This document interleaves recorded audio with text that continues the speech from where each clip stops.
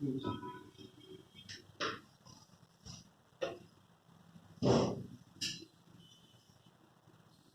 Morning students, कैसे हो मेरे प्यारे दोस्तों। तो आज हम लोग बहुत ही बेहतरीन कंसेप्ट क्लियर करने वाले हैं कि सर आप जो कब से बोल रहे हो ideal gas ideal gas ideal gas, क्या आइडियल गैस और रियल गैस सेम है? तो इन दोनों में डिफरेंस क्या है? तो दोस्तों ये आज का मेन कंसेप्ट है और उसके बारे में हमने कुछ मॉडल बनाया कि ये रहा हमारा आइडियल गैस। ये सारी चीज का सॉल्यूशन दोस्तों ये रहा।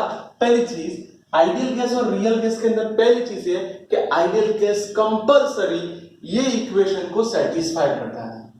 दोस्तों आप सबको पता है कि प्रीवियस लेक्चर में हमने ये इक्वेशन को अच्छे से देख लिया है। PV is equal to mu R T. Repeat दोस्तों, PV is equal to mu R T. Ideal gas ये इक्वेशन को सेटिस्फाई करता है, जबकि रियल गैस ये इक्वेशन को सेटिस्फाई नहीं कर सकता। दूसरी बात, सर इसके अंदर जो वॉल्यूम ऑफ मॉलिक्यूल होगा वो हमने निग्लिजिबल कंसीडर किया था, इसलिए इसका मतलब जीरो है। जबकि रियल गैस के अंदर वॉल्यूम तो होता ही है, यानी आइडियल गैस के जो मॉलिक्यूल्स हो गए उसके वॉल्यूम की बात करोगे तो जीरो। रियल गैस में वॉल्यूम ऑफ मॉलिक्यूल्स होगा, यानी वो जीरो नहीं कंसीडर कर सकते। दूसरी बात, internal molecule force do not act. दो मॉलिक्यूल नजदीक आ रहे हैं तो इन दोनों के बीच में जो फोर्स लग रहा है वो हमने निग्लिजिबल कंसीडर किया था, बहुत ही कम कंसीडर किया था। जबकि रियल गैस के अंदर हमें देखना पड़ेगा कि इन दोनों के अंदर फोर्स लग रहा है। यस, तो कौन से टाइप का फोर्स लग रहा है? क्या वो एक्टिव यानी अट्रैक्टिव है पॉजिटिव नेगेटिव की तरह, या फिर रिपल्सिव है, या दोनों पॉजिटिव आयंस या दोनों नेगेटिव आयंस हो गए तो वो नजदीक नहीं जाएंगे, दूर चले जाएंगे। सर क्या बात है, 3 पॉइंट क्लियर हो गए। सर आइडियल गैस में आपने बोला कि फोर्स जीरो होगा तो उसकी पोटेंशियल एनर्जी भी जीरो कंसीडर की जाएगी, जबकि रियल गैस के अंदर ऐसा नहीं हो रहा। रियल गैस के अंदर फोर्स जीरो नहीं है, तो इसका मतलब भी ये हुआ कि उसका जो पोटेंशियल एनर्जी है वो भी जीरो नहीं यानी मिलेगी। अगर दोस्तों हमें टोटल एनर्जी चाहिए और उसके अंदर पोटेंशियल एनर्जी जीरो है तो ये पोजेस यानी ideal gases possesses only kinetic energy, जबकि रियल गैस पोजेस यानी total internal energy is equal to summation of kinetic energy and potential energy. दोनों एनर्जी का एडिशन करना पड़ेगा। दोस्तों याद करो, एक छोटी सी, जब एब्सोल्यूट वॉल्यूम जीरो होगा, टेम्परेचर जीरो होगा, प्रेशर जीरो होगा, तब हमने बोला था कि उसकी इंटरनल एनर्जी जीरो कंसीडर की जाएगी। तब जाके हम बहुत सारे एमसीक्यूज और न्यूमेरिकल सॉल्व कर पाएंगे, यहाँ पे तो रियल गैस में तो पॉसिबल ही नहीं है। तो हमने आइडियल गैस ऐसा सोचा जो रियल में पॉसिबल नहीं है। आइडियल गैस ऐसा सोचा कि जिसके कारण बहुत सारे एमसीक्यूज न्यूमेरिकल्स अच्छे सॉल्व कर पाए। तो उसके लिए एक मॉडल बनाना बना। जो मॉडल बना है उसे बोलेंगे molecular model of ideal gas. बहुत से साइंटिस्ट आ गए जिन्होंने अपने हाइपोथेसिस दे दिए कि भाई ये ऐसा होता है, ये मॉलिक्यूल्स ऐसे होते हैं। तो इन सब का सॉल्यूशन दोस्तों अब आ रहा है। उन्होंने बोल दिया कि आपके पास कोई भी गैस है, वो गैस के अंदर उसका माइक्रोस्कोपिक यानी छोटे से छोटा पार्टिकल जो होगा उसे मॉलिक्यूल बोला जाएगा। तो पहली बात, मॉलिक्यूल मतलब क्या? तो very small particle, very very very small particle. तो फर्स्ट पॉइंट क्लियर। अब वो पार्टिकल कैसा होगा? तो सर गोल होगा यानी स्फीयर वाला होगा, रिजिड होगा यानी परफेक्टली रिजिड स्फीयर, और particles divided into internal structure, यानी उसका कोई इंटरनल स्ट्रक्चर नहीं पता था उस टाइम पे। उन्होंने बोल दिया एक रिजिड यानी बहुत ही दृढ़, बहुत ही मजबूत पार्टिकल होगा। जो बात क्लियर हुई।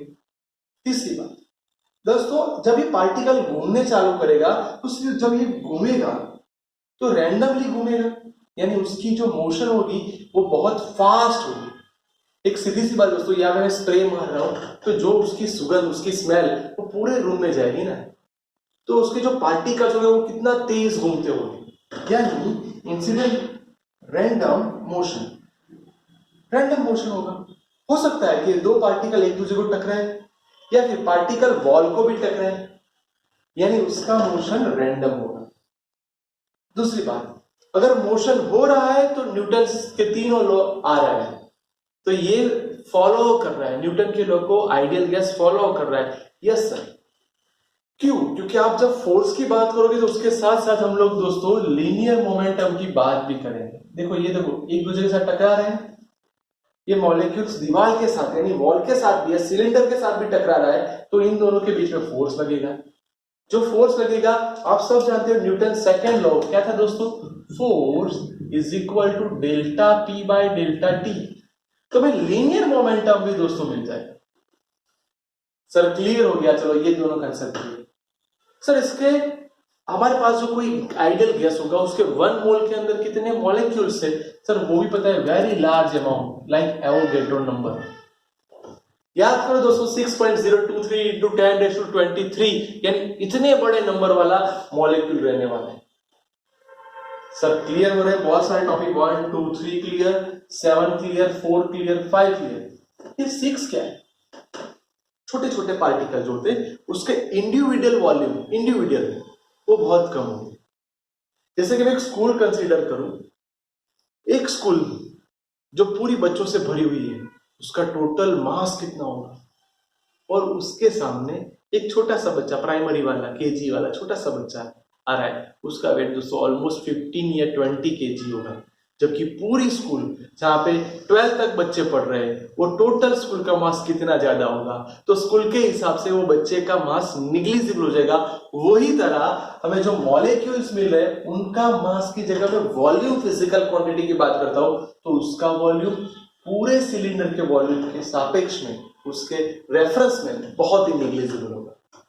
सर डन, ये कंसेप्ट भी क्लियर है। तो सीधी सी बात है, मॉलिक्यूल मॉलिक्यूल के साथ टकराता है, मॉलिक्यूल्स वॉल के साथ टकराता है, तो इसका मतलब उन दोनों के बीच में टाइम इंटरवल लगेगा। मैं यहां से टकरा के आगे जाऊंगा तो जो सक्सेसिव कोलिजन होने वाला है उनके बीच में जो टाइम इंटरवल होगा बहुत ही स्मॉल होगा, यानी निग्लिजिबल हो जाएगा। सर मजा आ गया, हमें बेहतरीन 2 अच्छे क्वेश्चन क्लियर हो गए कि real gas is not ideal gas, and second हमें जो एक मॉडल बनाना पड़ा, ये मॉडल आइडियल गैस के लिए कैसा था। नेक्स्ट बात दोस्तों, इलस्ट्रेशन 1 2 3 में तीनों एक साथ कंबाइन सिखा रहा हूं क्योंकि ये न्यूमेरिकल बहुत ही इंटरेस्टिंग और समझने वाली बात। पहली बात दोस्तों, आपको वाटर बोला है तो आपके माइंड में जब भी वाटर आए दोस्तों तब मैं यहाँ पे साइड में H2O लिख दूंगा, यानी 2 टाइम्स H प्लस O यानी 2 प्लस O का मतलब 16, यानी कंफर्म हो गया जो हमारे पास वाटर होने वाला है उसका मास फिक्स हो गया 18 ग्राम। सब क्लियर?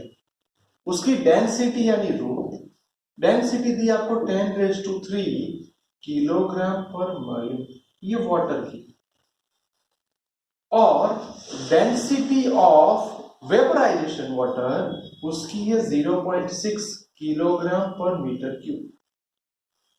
दोस्तों यहां पे हमने सेम अमाउंट यानी जितना पानी है उसको टेम्परेचर बढ़ाया, ऑलमोस्ट हम उसको 100 डिग्री सेल्सियस पे ले गए, प्रेशर 1 atm रखा, तो आप सब जानते हो पानी धीरे धीरे बाष्प यानी वेपर बनना स्टार्ट कर देगा।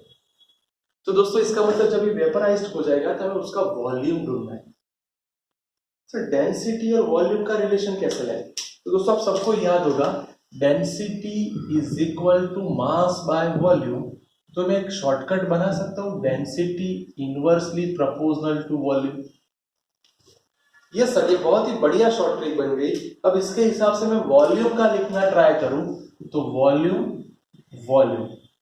वेपर अपॉन वाटर, तो डेंसिटी हमें उल्टा लिखना पड़ेगा, यहां पे मैं वेपर लिखूंगा, यहां पे मैं वाटर लिखूंगा, इनवर्सली प्रोपोर्शनल हो गया। इसलिए सर हमें बोला क्या है कि वॉल्यूम ऑफ मॉलिक्यूल यानी उससे उल्टा, देखो पानी वाला ऊपर चाहिए तो इसका उल्टा करो, चलो दोस्तों उल्टा लिखा हूं, volume water upon volume vapour, चलो उल्टा, रो वी अपॉन रो वाटर यानी 0.6,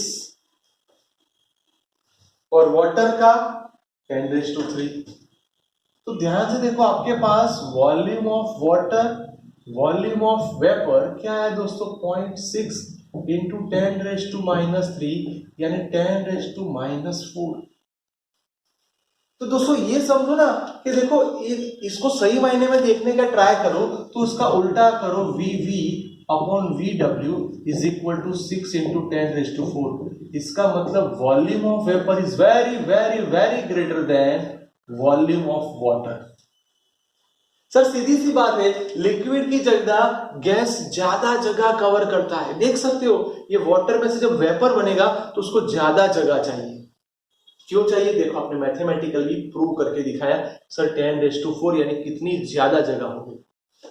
सर मजा आ गया, बात क्लियर। नेक्स्ट दोस्तों, इसके साथ साथ मैं दूसरी बात, ये तो मेरे माइंड में एकदम परफेक्टली क्लियर हो गया है। अब उसके साथ में ये सोचूं कि भाई रेडियस ऑफ मॉलिक्यूल्स क्या हो सकता है। तो दोस्तों आप जो मास लेके आए ये पानी का टोटल मास है। मैं मॉलिक्यूल्स के लिए उसका मास ढूंढना चाहता हूं।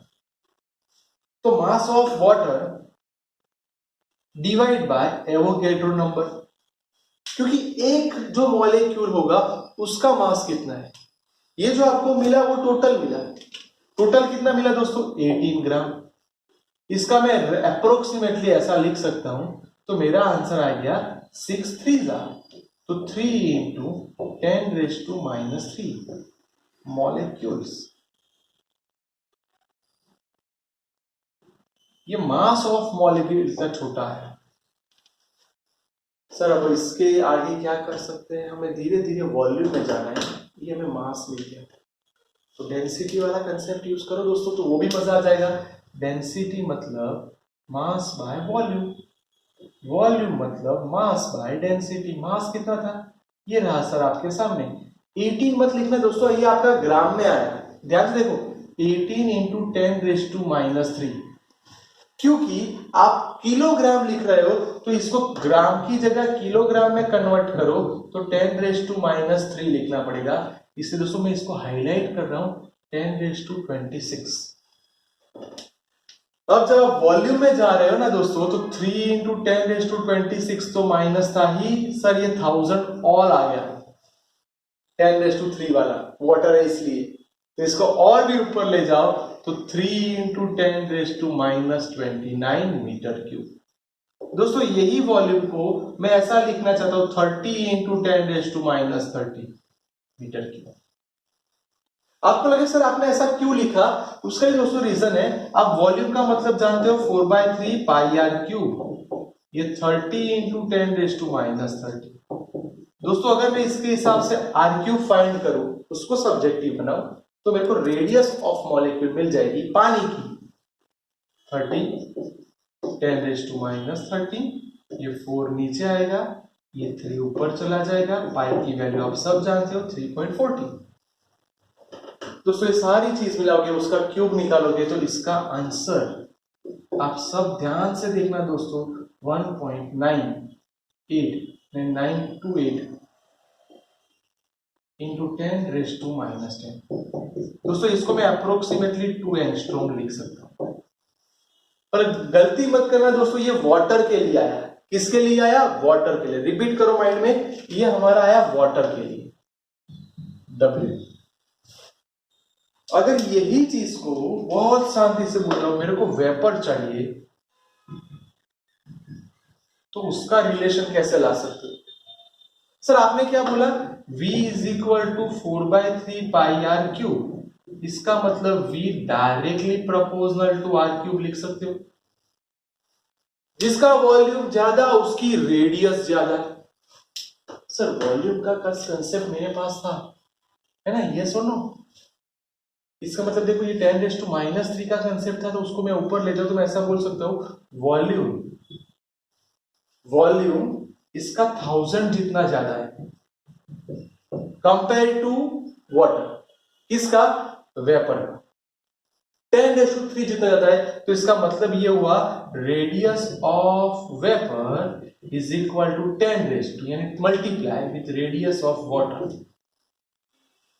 क्योंकि दोस्तों ये V प्रोपोर्शनल टू r³ है, r³ इधर जाएगा तो ये 1000 का मतलब दोस्तों 10⁻³ उसका आपको क्यूब रूट लेना पड़ेगा, यानी रेडियस 10 गुना हो गई, वॉल्यूम 1000 गुना हो गया।